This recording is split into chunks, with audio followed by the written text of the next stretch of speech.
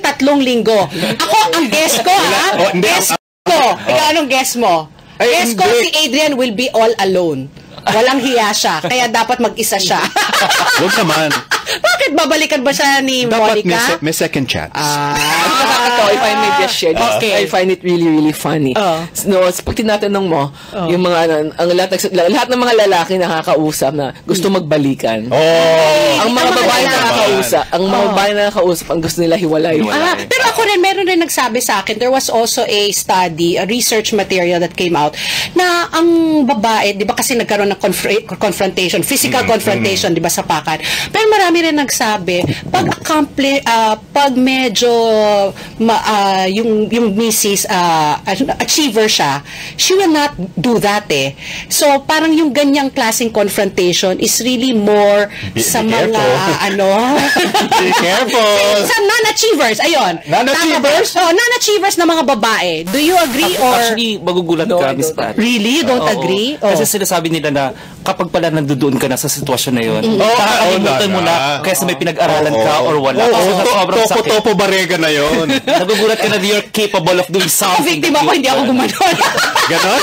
Years ago, naka-witness ako ng ganyan. Kumakain kami sa restaurant. Tapos? May isang lalaki at babae doon. Tapos may dumating na babae, sinabunutan talaga.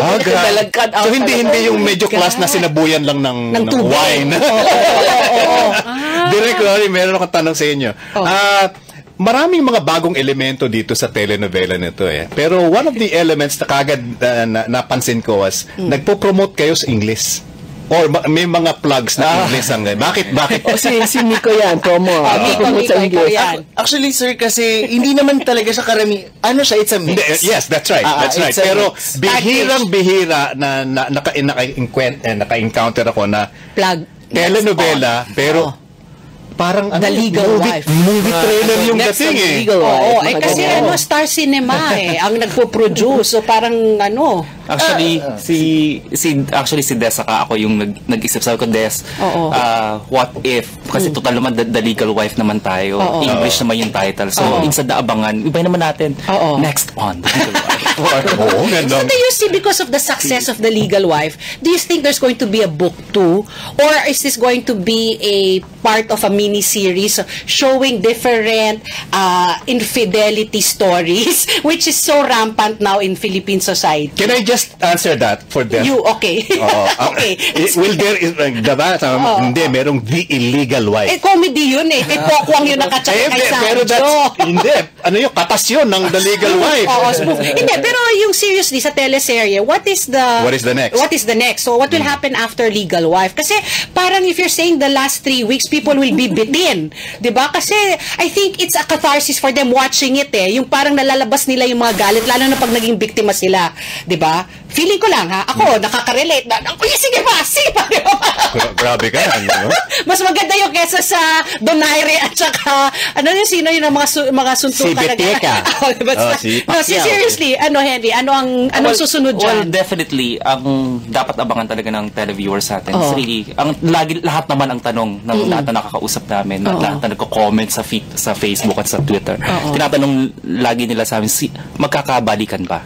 Magkakabalikan ba? Yun lang naman yung itanong ko para mas maganda-ganda. yung bang magiging ending nito is predictable or will it spring a surprise? Ayan. Watch for it na lang. Kasi ngayon, like sinasabi ko kanina, lahat ng babae gusto talaga nila. Ang mga lalaki gusto magbalikan. Why is that? Why do you think that is the case, Direk? Why do you think ang mga lalaki ang gusto?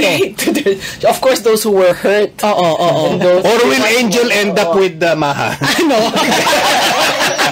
Pero what's the rationale? Why do you think the men want a second chance while the women want If they love their wife, they want a second chance. Kung ayaw na nila talaga, no such thing. Marami ang lalaking nakausap, sinasabi na, ay, nakaka-guilty naman. Yun. So, syempre, pag nagkasala ka, of course, they want a second chance. Because a lot of them, in our research, hindi naman nila iwanan yung mga asawa nila. Gusto na lang... Lalo na kung may anak. Okay, what did your research also show? Yung mga lalaki ba, kaya ba sila nanloloko? Kasi alam nila na maski naman loko sila, hindi sila iwanan ng misis nila. Anong sinabi ng research ninyo, Henry? Actually, iba't iba naman eh. Yung karamihan ng mga lalaki, hindi nila alam. Ano hindi nila alam? Hindi nila alam na nangyari na lang. Yung iba kasi sila ba? Kadaya sila babae? Yung iba kasi lang, nagsisimula lang sa flirt. Tapos kapag bumigay daw, minsan sa inyong research, controversial na topic ito, no? Pero sabi nila there's really a 7-year itch. Did that come into play doon sa kasi yung iba 2 years, may na-interview kami 2 years pa lang into the marriage, nangyari na. So not necessarily. Because yung first 3 years naman daw doon sa mga honeymoon. Hindi, yun yung napakalakas pa ng withdrawal symptoms. Withdrawal saan? Withdrawal sa pagiging single. Kaya you take care of the first 3 years. Pag nalampasan mo yan, kasi yun ang volatile. Good ka na. Very, very, crucial yan. Pagkatapos nun, stable ka na. On the 7th year, ayun na. Okay. Well, based on our research, there's a very large percentage of men who, at one point in their lives, will be unfaithful. How many? A lot of them. Majority. Anong numero? Direct. Ako, baka maming magagalit sa akin. Pero syempre ako yung minsan nagagalit sila sa akin. Pero sinasabi ko that malaking. Mga ilan? More than 70%? Are we talking 90%? Yes. Wow! So 90% of Filipino men are philanderers. Which I really think is true. I said that in the interview that they did yesterday. Going back to the research, we were talking about men who are unfaithful to their wives. How about wives who are unfaithful to their husbands? Did that also come up in your research? Meron naman. Meron. Pero but our focus really was men being unfaithful. Okay, pero hindi lumabas na may mga lumabas rin na mga babae who are unfaithful. Pero the numbers are not as big. I have a question, Pat. Sige. Yung legal wife, philandering husband, these are overused na talaga Plat, no? Hindi naman novelty ito no? So what makes this legal wife work from a production and storytelling standpoint? What made it a mega hit? Madami na yan. Madami talaga naka-relate, sobra. And then, we're very conscious kasi in terms of scripting, saka execution nila, that it become very realistic. Or do you think the success of Legal Wife is the dialogue? Is it the acting? It's a combination of everything. Sige, ano yung it's a team. Like I will say, if it had been actors of lesser caliber, I don't think magiging ganun ang impact But and some talaga ang gagaling talaga ng tatlo. Nice follow-up question, Direk. Yung tatlong central characters, original choices niyo ba yun? Or you had to settle for one or two? Yes, they are. They were the original. Si Maha ba talaga si Maha? Alam ko si Angel talaga si Angel. Yes. Si Echo, alam ko si Echo talaga. But Maha ba was really the choice to be the mistress?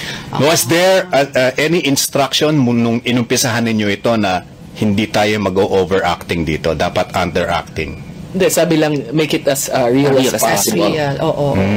From script to execution. Kasi yung minsan, sabi nila, ang Chris daw ng dialogue. Actually, minsan, akin lang ang asawa ko is so simple as a dialogue, but bakit siya tumatak? It's because of the rendition of Angel. Boring ka. Boring ka, ang sakit nun. Pagsabihan ka na boring ka, bumalik ka na dun sa sa buhay mo na boring ka or something like that. Anyway, ang isa ko pang tanong, kasi last 3 weeks na nga So, do we expect the same high drama as we saw last week? Or medyo yung dialogue na lang ang magdadala ng last 3 weeks? Dahil sabi nila, nung nabisto na, everything is downhill from there. Kasi Direk Rory, kasi ang isa sa mga tanong dati, so naging phenomenal hit ito. I-stretch ba natin to o hindi? Hindi na i-stretch. Pero yung confrontation, yun na nga, yung ganyang klaseng drama, mauulit ba yan sa huling 3 linggo or yung dialogue na lang at saka yung redemption? Manood na lang sila. Hindi ako, I can assure you. High drama. Nandun pa rin yun. Hindi mawawala yan. Talaga? Hindi mawawala yan. So, lalo na ngayon na confrontation. May mababanggit ako na hindi ba mababanggit. Kasi kung mapapansin nyo po, yung plug na in-air namin on Friday, which signaled the last 3 weeks, hindi namin pinakita sila yung mga characters. Yung mga aabangan. Yung mga aabangan. So, Wala. may ibig sabihin, manood sila. Talagang simula sa kailangan Monday. mag-abang talaga sila. Yes. Mahirap itap yung episode ng Discovery. So, ibig sabihin, and there's a lot of expectation na yung ending nito will be bombastic, to say the least. Kailangan matap yung Discovery. Bigla pinipressure sila. Isa pa problema. Yung problema nila, di ba? Ikakasal si Eko. Kinasal na. Kinasal na nga. Kaya nag-aapura sila. OT ng OT. So, everyday na yung taping di ba? Diyos ko, nakakatakot yung mga ganyan na everyday taping. What's the next? Very intense. Very intense. Every single day. How do you motivate them, direct? Magagaling sila pero how do you put them in that kind of frame? Well, with Angel talagang we discuss, we talk about it. And then, there's seasoned actors already. When you have seasoned actors, half of your work is done as a director. No, pero like Angel, anong pinaghuhugutan niya? Ano yung peg niya? We talk about, may mga consultant kami sa set. Consultant in the guise of sino mga consultant? Mga wives kami dapat ganito ng mga asawa na ganyan. So pag na mga naging biktima rin. Na naging biktima. Oo. So syempre ako kasi I'm single, so kung may Angel wants to know in detail what's the emotion, kung ano ganyan. Pasok si consultant.